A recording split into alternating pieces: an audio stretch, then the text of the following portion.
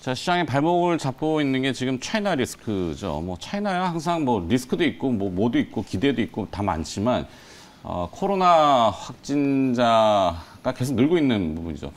걱정되는 거는 이제 그게 뭐 방역을 풀자니 확진자는 더 늘 것 같고 그러면은 그 많은 인구 중에 또 어떤 변수가 생길지를 모르기 때문에 불안한 부분은 분명히 중국도 인지는 하고 있을 겁니다. 근데 그 방역 강화를 위해서 계속 올가매다 보니까 내부에서는 지금 계속 들끓고 있죠.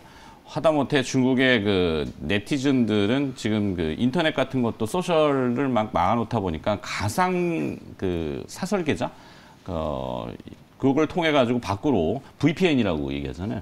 밖에서 막 인터넷으로 이제 전파시키고 뭐 집회를 하자라고 하고 해외에서 보는 입장에서는 강하게 폭력 진압을 하게 되면은 미국도 좌시하지 않겠다 이런 식의 얘기를 하니까 자 그러면은 그 내용을 어떻게 우리는 풀어야 되는지 사실 숫자로밖에 볼 수는 없는 거예요. 그러면 중국의 뭐 상하이 지수나 뭐 홍콩의 H 지수 같은 이런 걸 볼 수 있는 건 아니고 실제 중국의 리스크를 측정할 수 있는 건 중국 위안화하고 중국의 CDS 프리미엄 이런 거 두 개밖에 좀 볼 수가 없습니다. 어제 블룸버그 통신이 밝힌 바 앞서 이제 뉴욕 증시가 떨어진 거는 애플의 주가가 하락했는데 중국에서 생산하는 그 애플의 프리미엄 모델이죠. 지금 14, 그다음에 14 프로 맥스 거의 중국 팍스콘에서 다 생산을 해요. 그렇죠. 이게 노동자들이 다 나가다 보니까 600만 대 정도 차질이 생긴다고 하는데 애플 입장에서 보면은 그러면 시간은 자꾸 가면은 차기 모델을 또 삼성은 가만히 있나? 삼성은 또 뭔가를 만들고 있을 테고. 그러니까 애플도 지금 쫓기니까 또 뭔가를 내야 되는. 근데 시간은 자꾸 가고 판매를 만들지 못하니까 팔지를 못하고. 이게 엉켜가지고 애플 주가가 이제 떨어졌는데 그렇다고 애플이 좌시하지는 않을 것 같고. 자, 그러면 중국의 이 리스크를 어떻게 측정하느냐. 위안화밖에 볼 수 없는데 중국은 위안화가 두 개입니다. 역내위안. 그러니까 인민은행이 고시하는 역내위안은 US 달러 그 표시 자체가 달러 위안화가 CNY입니다. 근데 역외 위안은 홍콩에서 거래되기 때문에 CNH 이렇게 표현하는데 역내 위안은 지금 7.2 위안으로 묶어두고 있고 그러면 홍콩에서 거래되는 역외 위안은 7.24 위안으로 달러 위안화 환율이니까 우리의 달러 원 환율처럼 오르면은 위안화 약세죠. 근데 어제 아시아에서 7.2526까지 가다가 조금 안정을 찾더니 7.24 위안에서 지금 계속 멈칫멈칫 거려요. 그러니까 실제 도출되는 리스크 자체는 금융시장에서는 이미 가격 반영을 서서히 해놨다. 그러면 중국의 두 번째가 이제 CDS 프리미엄입니다. 국가 부도 위험을 나타내는 크레딧 디폴트 스왑 프리미엄. CDS 프리미엄은 현재 80bp, 10월 달에 고점이 133bp. 그것보다는 지금 내려와 있어요, 오히려. 자, 그러면 중국은 저 정도. 일단 지켜는 봐야 되겠는데, 그렇게 확대 해석할 필요는 없다. 그리고 저게 그러면 우리나라한테는 어떤 영향을 줄 것인가. 우리도 똑같은 걸 봐야 될 줄 알죠. 우리 달러원 환율은 앞서 이제 뉴욕 NDF 역외 환율이 1340원 어제 서울한시 종가하고 거의 비등하게 끝났기 때문에 이건 뭐 리스크가 그렇게 확대되지는 않는다는 얘기가 되겠고 그럼 우리의 CDS 프리미엄은 또 어떠냐? 우리의 CDS 프리미엄은 낮아져 있습니다. 이게 11월 초 3일 날 고점이 75bp인데 지금 50bp. 그러니까 보험료 0.5% 낸다는 얘기죠. 보험료를 많이 낸다는 건 위기가 크다는 얘기인데 저 CDS 프리미엄이 낮아졌다는 거는 그렇게 위험하지 않다. 근데 위험하다라고 자꾸 떠들면 더 위험해 보이는 거니까 하여튼 그렇습니다. 제가 얘기하는 바는 뉴욕 증시 조정을 받았다고 아침에 또 막 이럴 필요 없다는 얘기를 해드리는 그 외국인들은 저런 걸 보면서 매매를 해요. 그러면 외국인들이 뭐 주식을 막 부어가지고 막 팔고 빨리 떠나 이게 아니라 오히려 중국의 제조 리스크가 등장했으면은 다른 대안적인 생산 기지를 빨리 찾게 되잖아요. 이때 우린 기회란 말이죠. 우리 잘 만들어, 우리 잘 만드니까 우리한테 와봐 이렇게 불러들이는 거죠. 그렇죠. 안 오나? 애플이 뭐 우리나라로 올 것 같지는 않은데 오히려 이제 테슬라는 우리나라 지금 또 윤석열 대통령이 아침에 듣고 나왔더라고요. 어제 그 전자신문에 기사가 나왔는데 스페이스X의 그 부품 생산하는 것들을 국내 업체에 줬어요. EMI 차폐. 그 전자신문 기사 보면 나옵니다. EMI 차폐 어디가 제일 잘하는지 우린 알잖아요. 아모린텍. 응? 아모그린텍 한미 반도체? 네.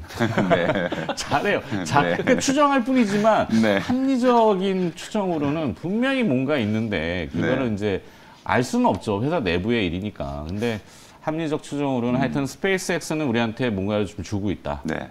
주문을 주고 있다. 여담이긴 한데 사실 이제 애플 얘기해 주셨잖아요. 실제로 그래서 자꾸 이제 삼성전자 분할 얘기가 나오는 거거든요. 이게 경쟁회사가 반도체랑 핸드폰을 같이 만들고 있다 보니까 애플 입장에서는 사실 뭐 우리나라 기술 기업들하고 약간 이제 좀 경쟁 관계에 놓여 있을 수밖에 없어서 파운드리라든지 이런 거 이제 좀 분할하는 게 저는 뭐 맞다고는 보는데 현실적으로 좀 쉽지는 않아요.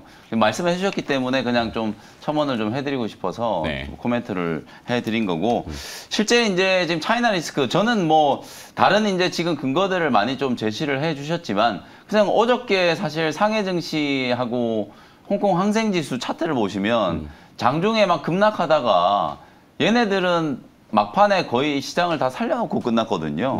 우리만 많이 빠졌고 또 미국 시장만 이제 영향을 조금 받은 그런 꼴이 돼버렸는데 실제로 어저께 이제 원달러 환율이 또 1,340원까지 1% 넘게 이제 또 조금 솟구치면서 환율의 영향을 받은 것 치고는 또 외국인들이 말씀하셨던 것처럼 얼마 팔지도 않았어요. 선물은 오히려 샀잖아요. 그러니까요. 그러니까 오히려 어저께는 또 기관들, 특히 기관들 중에서도 단기 성향이 강한 이제 금융 투자 쪽에서 오히려 매도가 나오면서 지수 낙폭이 좀 커진 거지. 이런 매크로 이제 이슈나 변수 때문에 시장이 이제 조정을 받은 게 아니다라는 거. 저는 그게 핵심이라고 보거든요. 그래서 그러면 오늘 뭐 환율은 뭐 1,342원 뭐 전후 왔다 갔다 개장을 하겠지만 장중에 오히려 또 환율은 또 조금 떨어질 가능성도 좀 있기 때문에 외국인들이 이제 순매수가 또 들어오면 어제 우리는 이미 선조정을 받은 상태에서 어느 정도 이제 기술적인 반등 가능하다라고 보여지고 차이나 리스크 요것만 놓고 본다면 저는 오히려 앵커님 말에 뭐 전적으로 동의하는 게 오히려 우리한테는 기회일 수 있어요. 어떤 차원에서 기회냐면 지금 지난 주말에 중국이 또 지준율 올해 두 번째 지준율을 인하했거든요. 0.25%포인트 이제 기준율 인하를 했는데 그러면 시장에 한 93조 원 정도 지금 유동성이 공급되는 효과가 생기는 거예요. 아니 지금 이렇게 전 세계가 다 긴축한다 그러는데 유독 중국하고 일본만 지금 이렇게 계속해서 돈 풀기를 하고 있는 상황이라고 보시면 되거든요. 그 정도로 중국은 지금 경제 상황이 조금 심각하다. 시위나 이런 것들뿐만 아니라 더더군다나 이제 경기 부양을 해야 되는 그런 이제 절체절명의 이제 위기에 상황에 놓여 있는 상태이기 때문에 지준율 인하뿐만 아니라 저는 대규모 인프라에 대한 어떤 투자 얘기들 그리고 제로 코로나 정책 이제 폐기 이게 이제 어찌 보면 중국 공산당이 자기들의 이제 잘못을 직접 인정하진 않겠지만 유야무야 이런 걸 이제 빌미로 해가지고 제로 코로나 정책은 폐기 수준으로 저는 갈 수밖에 없다라고 보거든요. 그러면 이제 또 리오프닝이 좀 가시화될 거고 중국 입장에서는 성장률 끌어올리려고 하면 가장 좀 쉬운 방법이 인프라 투자 밖에 없다. 공공 일자리 늘리고 인프라 투자 해가지고 성장률을 끌어올리는 전략으로 좀 대응할 수 있기 때문에 그래서 요 주제에 저는 맞는 종목을 하나 좀 선정을 해왔는데 그냥 저는 지주회사 두산을 얘기를 드리고 싶어요. 요즘에 건설 기계 장비 기업들 너무 잘 나가잖아요. 현대건설기계라든지 현대두산 인프라코어, 두산 밥캣 이런 종목들이 워낙 좀 잘 나가고 있기 때문에 그 지분 관계가 있는 두산이라는 종목을 그냥 저는 오늘 차이나 리스크와 관련된 수혜주로 한 종목 꼽아서 좀 말씀드리도록 하겠습니다. 그렇죠. 정태현 팀장 생각이 어떠세요? 리스크는 리스크다?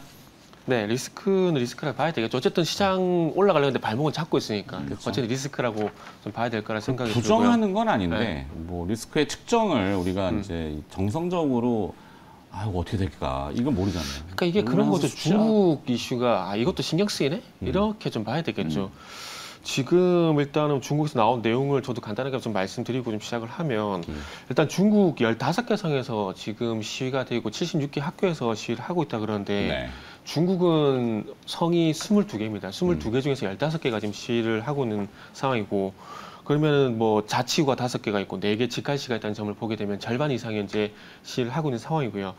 그리고 상하이 미국 영사관 같은 경우는 출국 명령 전 단계라고 합니다. 그래서 14일치 식량이나 의약품 확보하라고 지시를 했고 준전시 상황 정도 선포를 한 상황인데 이게 좀 변수가 좀 될 것 같아요. 미국이 어떤 액션을 취하느냐. 만약에 중국이 말 그대로 출국 명령을 하게 된다. 그러면은 전세가 좀 주목을 하지 않을까 생각이 드는데 그래서 상하이에 있는 미국 영사관 동향을 좀 살필 필요가 있지 않을까 좀 말씀드리고 싶고 그 좀 전에 아이폰 얘기도 해주셨는데 이 폭스콘 공장에 있는 정재호 씨가 아시겠지만 아이폰 시티라는 별칭이 있거든요. 그렇죠. 예. 네. 근데 지금 한 달가량 정지 상태입니다. 정지 상태고 아까도 말씀했지만 프로라든지 프로맥스 같은 최상위급 라인업을 만들고 있고 전 세계 생산량의 절반을 현재 담당을 하고 있기 때문에 애플 같은 경우는 어쨌든 출고를 해야 되는데 출고하지 못한다는 점은 리스크라 좀 봐야 될 것 같아요. 그런데 이게 또 역설적으로 아이폰이 현재 생산이 안 된다고 해서 이게 갤럭시가 수혜를 볼까? 이건 좀 별개 문제라고 보거든요. 그러니까 아이폰 같은 경우는 이 쓰시는 분들 얘기 들어보면 바꿀 생각이 전혀 없어요. 그러니까 충성 고객이라는 거죠. 네. 그렇기 때문에 다음 모델을 기다리거나 아니면 조금 불편하더라도 좀 참겠다 이런 분들이 많아서 삼성전자가 수혜가 있을까에 대한 부분 조금 미지수라고 좀 봐지고 어쨌든 생산을 못하고 있다는 점 때문에 아마 LG노텍 같은 뭐 관련주 정도 흔들리지 않을까 생각이 좀 들고요. 그리고 이제 중국 리스크가 발생이 되게 되면서 이제 드디어 좀 유가가 잡히지 않을까. 그동안 80달러에서 100달러씩 계속 왔다 갔다 했었는데 이게 70달러대로 내려왔거든요. 그러다 보니까 뭐 정유주는 당연히 악재지만은 석유학 쪽 같은 경우는 호재가 될 것 같다라는 생각이 좀 들더라고요. 그러다 보니까 뭐 LG화학, 뭐 롯데케미칼, 뭐 SK이노베이션 여러 종목들이 있는데 그 중에서 최근에 좀 많이 소외가 됐었던 SK이노베이션 요게 조금 뭐 수혜가 되지 않을까 생각이 들고요. 어쨌든 석유학 쪽에 최근에 실적이 많이 부진했었는데 어쨌든 뭐 유가가 좀 하락을 하게 되면서 이런 부분도 석유학 사업 부분에서 좀 긍정적으로 작용이 될 것 같고 그리고 배터리 쪽 같은 경우도 다른 배터리사 대비해서 실적이 좀 안 좋았습니다. 이게 현대 기아차 쪽으로 의존도가 너무 높다 보니까 그런 현상들이 있는데 어쨌든 이런 부분들도 앞으로 점차 나아진다는 리포트가 조금씩 나오고 있는 상황이기 때문에 차츰 좋아지지 않을까라는 관점에서 보게 된다라면은 일단은 SK이노베이션 한번 말씀드리고 싶네요. SK이노베이션. 네. 네. 자, 뭐 어찌됐건 기업 종목을 이렇게 쭉 또 짜내지만 네네. 뭐 오늘은 사실 종목이 없어서 좀 저렇게 주제를 정했고 종목 없는 날은 제가 이제 네. M1 얘기들 많이 하잖아요. 그래도 나옵니다. SK이노베이션하고 네. 부산 보시면 될 것 같아요. 네. 네. 잘 짜내셨네.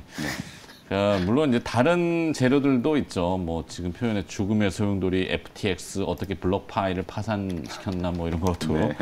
블록 파일을 파산을 했네요. 네. 코인데브 업체라고 하죠.